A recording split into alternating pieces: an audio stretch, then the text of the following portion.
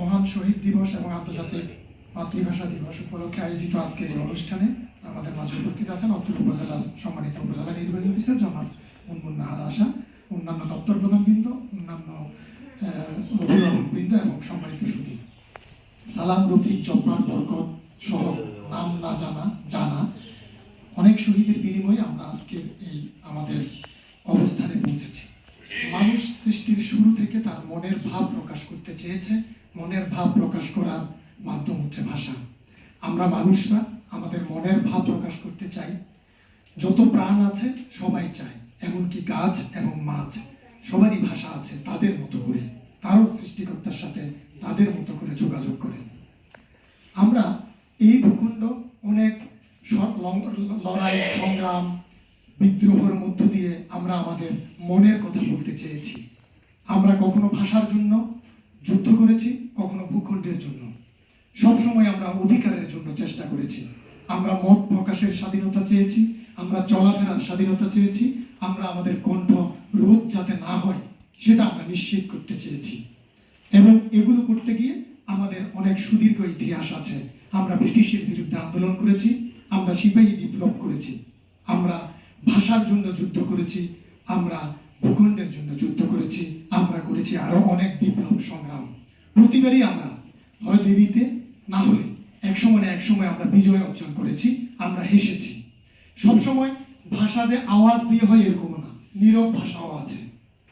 আমরা যখন নিঃশব্দে হাসি সেটাও ভাষা, আমাদের যখন চোখের পানি পড়ে সেটাও ভাষা, একটা গাছ যখন একটা ফলবতী হয় সেটাও একটা ভাষা। আমরা সবসময় কমিউনিকেট করতে চেয়েছি, যোগাযোগ করতে চেয়েছি। আমরা বিভিন্ন সময় বলি, আমাদের বক্তারা অনেক জ্ঞান গর্ব আলোচনা করেছেন, সবকিছুই সত্য। সব জায়গায় আমরা আমাদের হৃদয়ের কথাটা প্রকাশ করতে চেয়েছি। যখনই এখানে বাঁধ দেওয়ার চেষ্টা করা হয়েছে তখনই বিদ্রোহের জন্ম নিয়েছে। আমরা অনেক আলোচনায় আমরা বলি যে আমাদের ভাষা বা সভ্যতা বা আমাদের যে জিনিসগুলো নিয়ন্ত্রণ করতে হবে, ভাষা সংস্কৃতি এগুলো নিয়ন্ত্রণ করার বিষয় না, এটা ধারণ করার বিষয়। আপনি যখনই নিয়ন্ত্রণ করতে যাবেন সেটা বাঁকাতেরা হয়ে বাইরে হবে, সেটা আন্দোলন হবে, বিদ্রোহ হবে। সব জাতিরই নির্দিষ্ট ভাষা আছে। ৭,০০০-এর মতো বললেন আমাদের এই ভূখণ্ডে আছে। ভাষারও আবার উপভাষা আছে, ভাষার ভিতরেও ভাষা আছে, না বলাও ভাষা আছে। যেমন আমাদের যে শিশুটা জন্মগ্রহণ করে, আমরা বারবারই বলছি মাতৃভাষা, শিশুটা জন্মগ্রহণ করে তার কোনো ভাষা নেই। তার ভাষা, তার ক্ষুধা লাগলে সে কান্না করে, এটা তার ভাষা। তার পেট ভরলে সে হাসে, এটা তার ভাষা। আবার যার কণ্ঠস্বর নাই, যে বলতে পারে না, যে বোবা, তারও ভাষা আছে, সাংকেতিক ভাষা। পৃথিবীর অনেক ভাষা আছে যেগুলো লিখিত রূপ নাই, আবার অনেক ভাষা আছে তারা লিখিত রূপ আছে কিন্তু তারা আর নাই। আমরা আমাদের ভাতের যে খিদা আছে এর মতো ভাষারও ক্ষুধা আছে।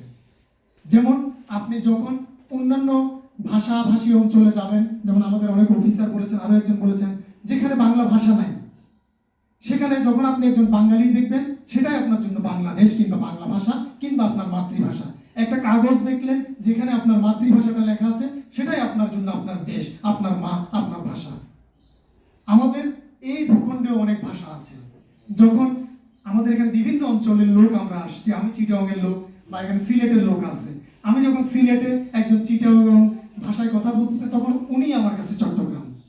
আবার আপনি যখন চট্টগ্রামে যাবেন তখন সিলেটের একজন লোক পেলে ওটি আপনার জন্য সিলেট। তো আমরা এখানে যেই আকুতির কথা বলছি সেটা হচ্ছে প্রকাশের ভাষার কথা। আমরা আমাদের যে পুরো বিশ্বে ছড়িয়ে ছিটিয়ে যে মানুষগুলো আছেন তাদের নিজের যে মায়ের ভাষায় কথা বলেন, আমরা সকল ভাষা, সকল মায়ের প্রতি শ্রদ্ধা জানাই। এবং এই ভূখণ্ডে যত ভাষা আছে সকল ভাষার প্রতি আমরা শ্রদ্ধা জানাই। আমাদের মতো বিদ্রোহ করার সুযোগ হয়তো অনেকে পায় নাই, কিন্তু সবাই তার ভাষার জন্য বিদ্রোহ করে। এই যে আমাদের শিক্ষক বললেন, যুবনের অফিসার বললেন যে ওনার মেয়ের খারাপ লেগেছে, এটাও বিদ্রোহ। আরো অনেক ভাষার লোক আছে যারা মাল্টিকালচারে এসে উপস্থিত হন, এটাও বিদ্রোহ। মানুষের মনের মধ্যে মেনে না নেওয়াটাই বিদ্রোহ। এবং আমরা বিভিন্ন ভাষা শুনি, বুঝি কিন্তু মায়ের ভাষায়, মাটির ভাষায়।